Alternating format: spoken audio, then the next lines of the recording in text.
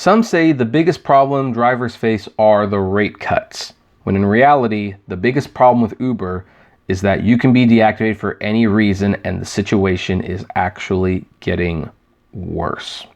But before we get started with this absolutely frustrating article, how about a word from our sponsors? And today's video is sponsored by Maximo, the rideshare automation app that allows drivers to safely and easily accept ride requests for Uber, Lyft, and Postmates.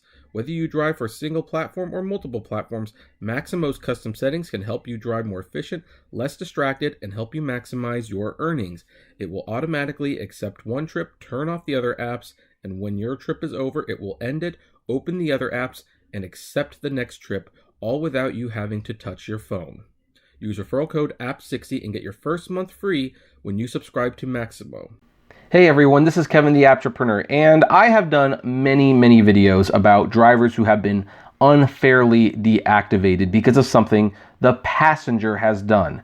There was, by the way, that very big video that definitely blew up where a man known as Robert Ortiz berated a Lyft driver for apparently not playing music or something. It's kind of hard to tell because we didn't have video footage of what started an escalation. What was clear is that the escalation did start, and when it happened, the passenger got way more upset and did way more abuse, and he was caught on camera saying how he was going to lie, he was going to ruin this driver's life, and it's all on camera. Well, video footage, well, dash cam footage, I should say, did clear Papa Sean from that situation. However, he was still deactivated pending an investigation. And of course, when you're deactivated, there's no guarantee you are going to get back on. It is a very serious problem. And here's the thing. I want to state up front, I don't blame Uber or Lyft for having a deactivation policy. I don't. I understand that when there's a serious complaint made, it requires a serious response. The problem is, Uber and Lyft are essentially based on an honor system in which there is no honor among the customers. Here's something, and here's one of the reasons why it bugs me so much, because I have been struggling with, one of the reasons I hate Amazon so much is because of how they treat third-party sellers, specifically how they treat me. Amazon has this system where you can get a free item from a third-party seller. All you have to do is file an A to Z complaint. And when you file that complaint, it actually doesn't even matter what you do. If you give them the money willingly, you get a strike on your account. Or, it's complicated, but basically you get a strike on your account. And if you fight it, you get a strike on your account. There is no winning in that situation. And there's very little winning with Uber and Lyft. And according to this article, Uber and Lyft actually have gotten way worse, and they might even be rejecting certain methods on which drivers can prove themselves innocent. So here's this article for RNZ. And I love the headline, deactivated by Uber, they're going to listen to the rider and not listen to the driver. That is absolutely true. I don't always understand why this is, because companies like Uber and Lyft and eBay and Amazon kind of like to act like, oh, the person buying the service, they're the ones that we have to look out for. They're the ones that we have to cater to, when in reality, that's not that cut and dry. I mean, yes, you do pay attention to them, you do take care of them, but the drivers are just as equally important. I remember having a conversation with an eBay representative because there was a buyer who filed a false item not as described claim. I pointed that like, hey, this guy has one feedback, which is mine, and it's a positive feedback, and he bought a $3,000 item from me, and he complained that I sent him something forged, and look at my feedback, look at my history, look at how many years I've been on eBay. It's like you're catering to them. And he said, yes, we will do that. We will cater to the buyers. And I asked, well, why aren't you catering to me? And he's like, well, why would we cater to you? And I'm like, because I pay your bill. I'm the one who pays the eBay fee. I'm the one who pays the transaction fees. I pay at the time PayPal was owned by eBay. I'm the one who pays the PayPal fees. I'm the one who pays you.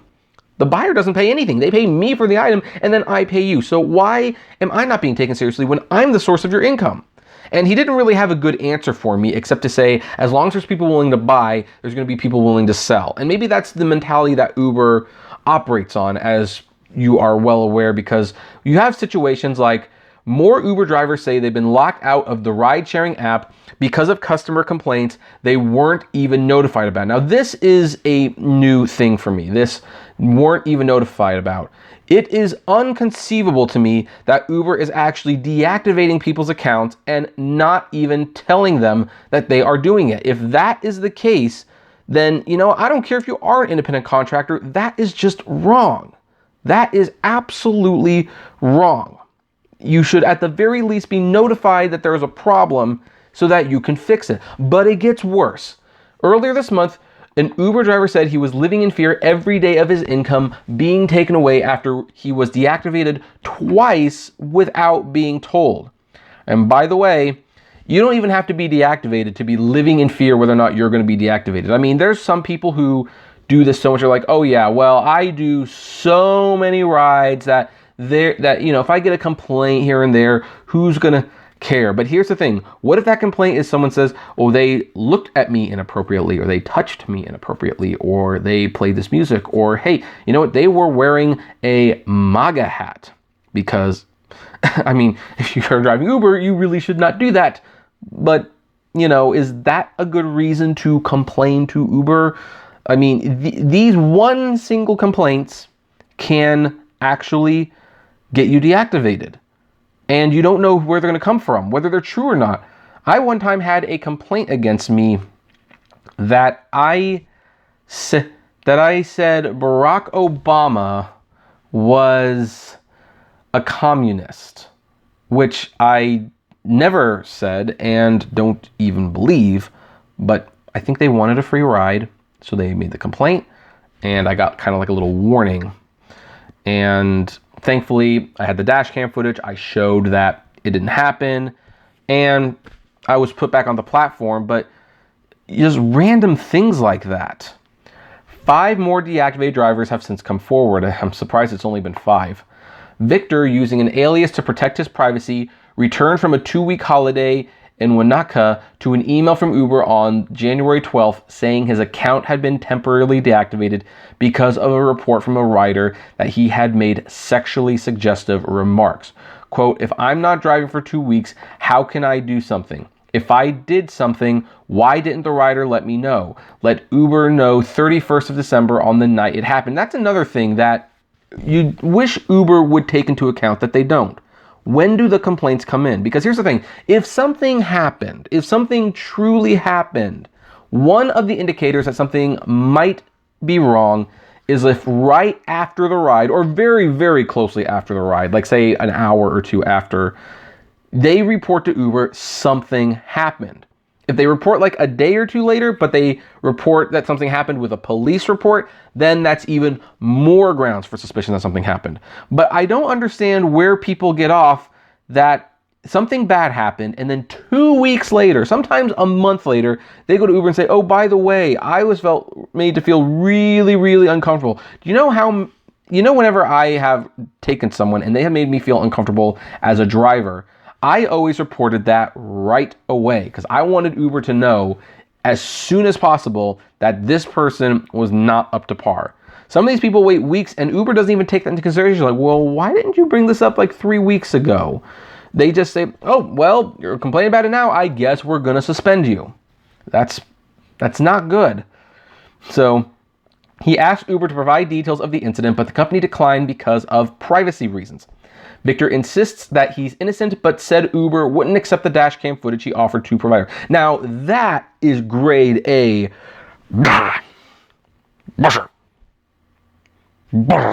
Sorry, I'm trying to keep it G-rated. I'm trying, but Uber is not accepting the dash cam footage? Are you serious? How else is the driver supposed to defend himself? In fact, you know what? The dash cam footage has been like a very... It's been interesting how the companies have handled it, because the thing is, I think you should always have a dash cam footage.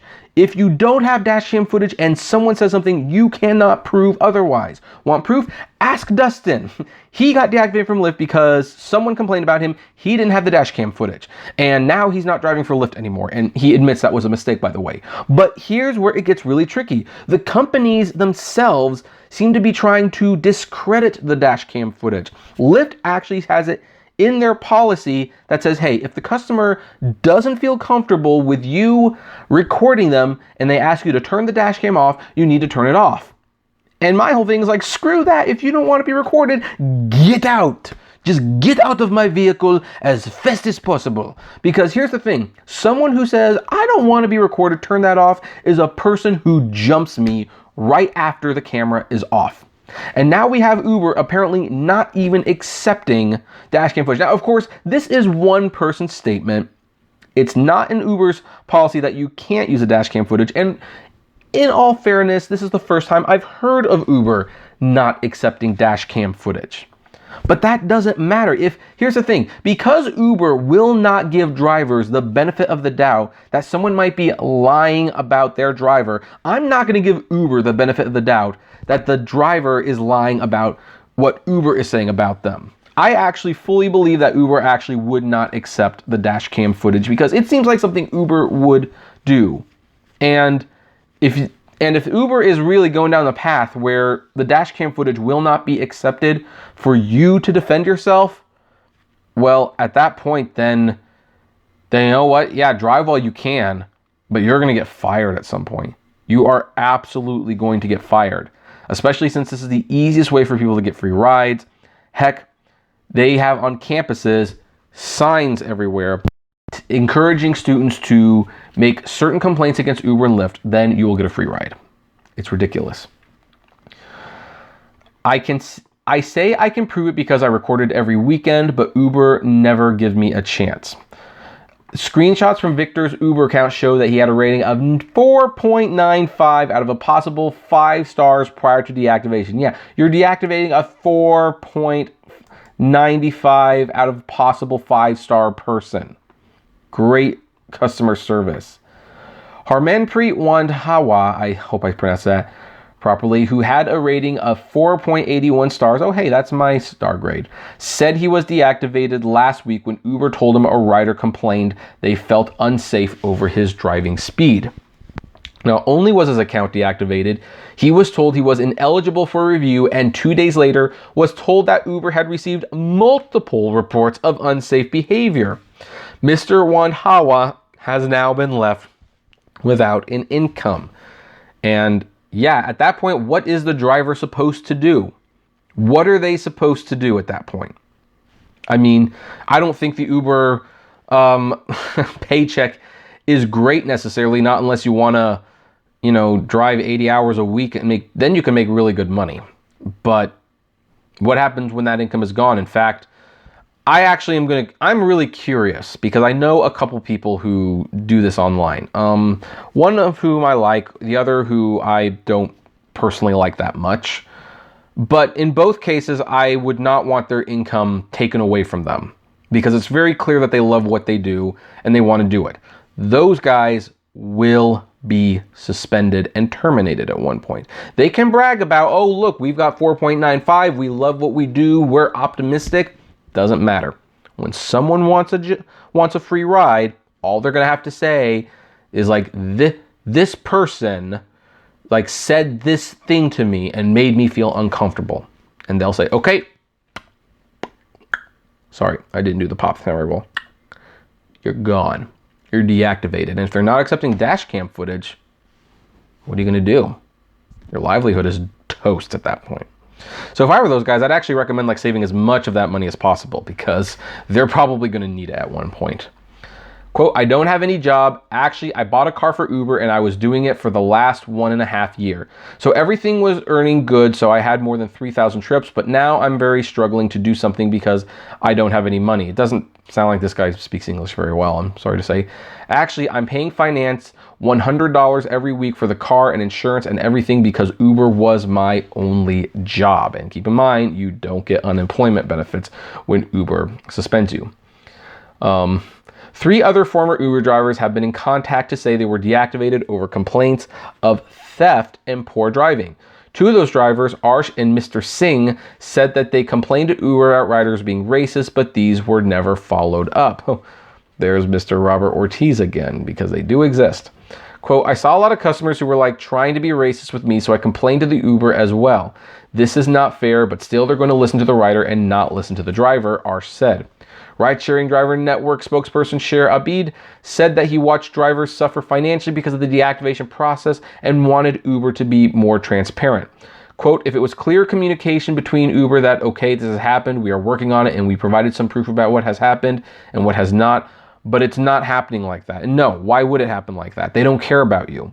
He said he wanted to be compulsory for drivers to have cameras installed in their cars, although this is yet to be discussed with the wider network. Yeah, I actually think one of the things Uber and Lyft should do, they should make dash cams mandatory. In fact, I actually would argue that if you're a driver and you don't have a dash cam and you're not recording things, then yeah, maybe you shouldn't be driving for Uber and Lyft, because then you're not being transparent, and you should. It makes perfect sense from Uber's perspective. It makes perfect sense from the driver's perspective. You need dash cams. A spokesperson for Uber New Zealand said that drivers could install cameras for safety purposes if they wanted. In a statement, the company said it had a safety-first approach to dealing with breaches and also took into account previous complaints. It said drivers who had urgent and serious complaints against them, such as for dangerous driving, physical altercations, sexual assault, or theft, were suspended pending an investigation. Which, here's the other thing. I think Uber, here's a compromise, Uber. I know you have to do this. How about this? I'm sorry. While you suspend them, you do your investigation. But here's the thing. If the investigation proves to be false, I think you've got to pay them a certain amount of money for the lost time that they incurred. And you should make the rider pay for it. Make the rider pay for a false accusation and temporarily deactivate their account. Because here's the thing. You can't discourage the riders from reporting bad behavior. You have to do it. But you can't just be punishing drivers for not doing anything, for just picking up the wrong person who wanted a free ride, or maybe they were super drunk and don't remember something. I don't know. But here's the thing. Make it so that there is a consequence if there is a false report, and people might think twice before trying to save $12. Because if someone says, hey, I don't want to spend $60 on this ride because there's a surge, so I'm going to file a false complaint. Oh, but wait, if they do an investigation, it might cost me $400. Well, they might not do that then. So let's wrap this up real quick. Our 24/7 safety team reviews reports of unsafe behavior and will investigate, which can include asking the parties involved in the details of the incident. But are you going to include the dash cam footage? So other ride-sharing services, Zoomy and Ola, did not respond to requests for comment about their deactivation policies. I don't even know who Zoomy is. So anyway, yeah, this is unfortunately, I've been making this video multiple times throughout the years. The story has not changed. It has not gotten better. It seems to have just gotten worse. If Uber is indeed not accepting dash cam footage, then the drivers are truly, truly screwed. But again, there is a solution to this. I wish Uber would really talk to people like me and drivers who do this all the time, and talk to real people who would offer real substantial change. Again, I understand you have to have this process, but have a penalty in place so that if the rider is lying, and not only just lying, like maybe there could be some exceptions if it looks like there was a mistake made. Like maybe they were drunk and they perceived something to be differently. But if they were just outright making false statements because they wanted a free ride, you know what? You charge that rider a few $100s and you give it to the driver and say, sorry if that happened, you're reactivated. Here's some money for the lost time you incurred. I think everyone could be okay with that situation, except the people who want to screw the drivers, of course. But I'm going to leave the question off to you because this video went way longer than I expected it to. Do you agree with this? Do you disagree? I'd love to know. Comment below. Like, favorite, share, subscribe. If you enjoy my videos, consider becoming a Patreon member. It's totally optional, of course, but even as little as $1 goes a long way to helping the channel run smoothly. And as always, flame responsibly. Have a good one.